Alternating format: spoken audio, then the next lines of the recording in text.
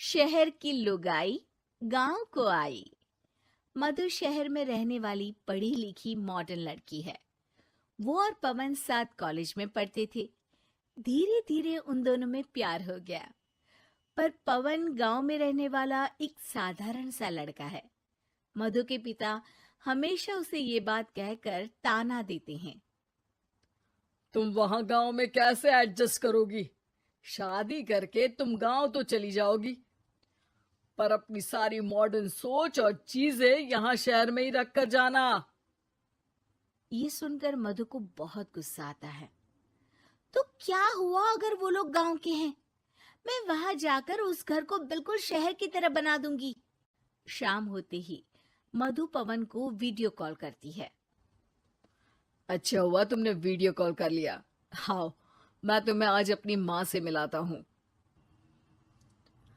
अरे बिट्टू, क्या कर रहा है? ये क्या है? दूर करना इस टुनटुने को। जाने कौन दिख रहा है इसमें तो। अरे माँ, आपकी बहू का वीडियो कॉल है। आप इसमें अपनी बहू से आमने सामने बात कर सकती हैं। नमस्ते माँ जी, कैसी हैं आप? अरे जका, ये बहू ने अपने कानों में क्या लगाया है?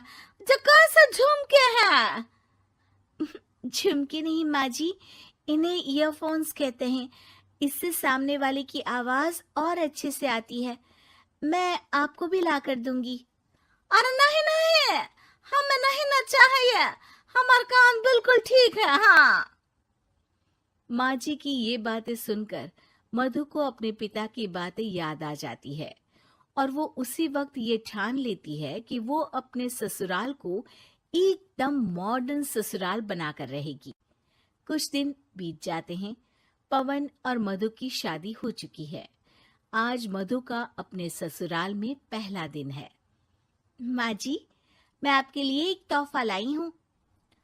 अरे इतना बड़ा तोहफा! अरे क्या लाई है रे इस बड़े से बक्से में? मधु बॉक्स खोलती है।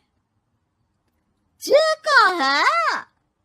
ये वैक्यूम क्लीनर है। मैंने आपको झाड़ू लगाते हुए देखा तो सोचा अब आपका काम आसान हो जाएगा। अरे वाह बहू वाह, तूने मुझे झाड़ू लगाते हुए देखा तो तू मेरा हाथ से झाड़ू लेकर खुद भी तो लगा सकती थी ना। पर नहीं, तूने तुझे मशीन लाकर मेरे हाथ में दे दी कि यह काम हमेशा मैं ही करूं। ये आजकल की शहरी छोरियां बिल्कुल नहीं बदलेगी। मधु को मन ही मन गुस्सा आता है, पर फिर भी अपना गुस्सा भूलकर मधु माँ जी को वैक्यूम क्लीनर इस्तेमाल करना सिखाती है। अगले दिन मधु सुबह उठती है तो ये आंगन में से कैसी आवाजें आ रही हैं? मधु दौड़ती दौड़ती आंगन में जाती है और देखते ही चौंक जाती है। अरे माँ जी, ये आप क्या कर रही हैं?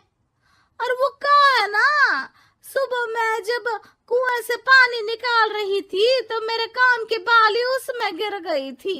तो ये तेरा वैक्यूम ना सारी चीजें अपनी तरफ खींच लेता है ना, तो मेरी बाली भी तो निकाल ही देगा। उसी की कोशिश कर रही हूँ, पर न जाने क्यों अब ये चालू ही नहीं हो रही तेरी मशीन। अब वो चालू होगी भी नहीं। पर अब कुएं में से पानी निकाल क्यों रही थी? अरे कमाल करती हो ना बहू। पीने के लिए पानी क्या तेरे मायके से लाऊं मैं? अरे कुएं से ही तो निकालना पड़ता है।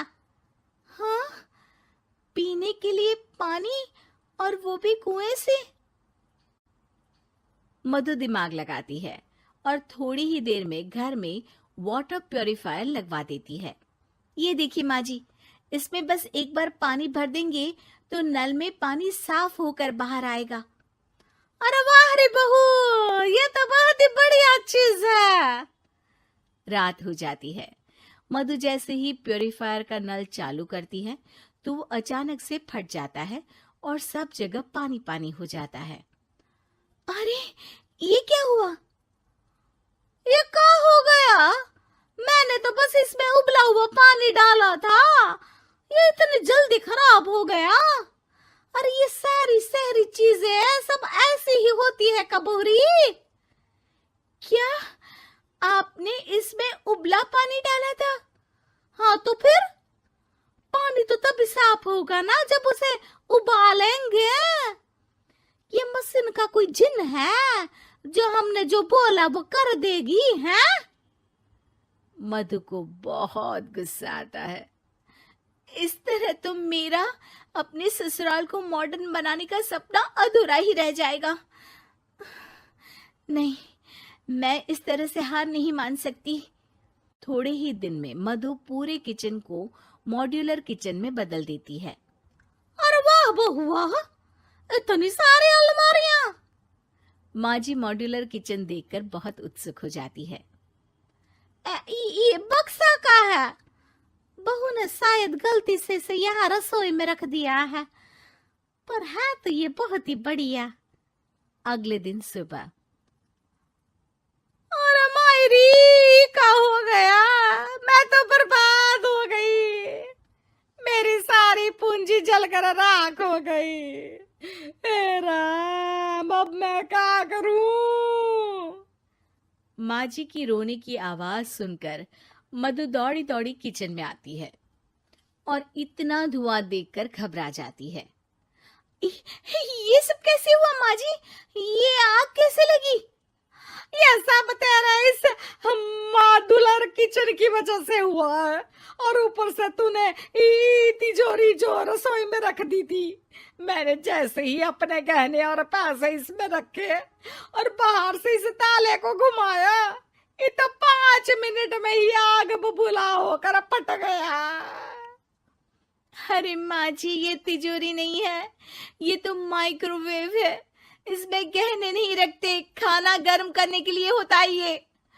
और ये जो आपने घुमाया ना, ये ताला नहीं है, आपने इसके टेम्परेचर को फुल कर दिया, इसलिए ये फट गया।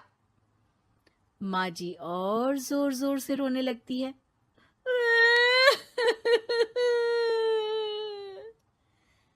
मधु सर पीट लेती है और कसम खाती है कि अब ससुराल को मॉडर्न बनाने की कोई कोशिश नहीं करेगी। मुझे माफ कर दीजिए माँ जी, आप जैसी हैं वैसी ही ठीक है। मधु को अपने पिता की कही बात याद आ जाती है और मधु वापस घर और किचन को पहले जैसा ही कर देती है।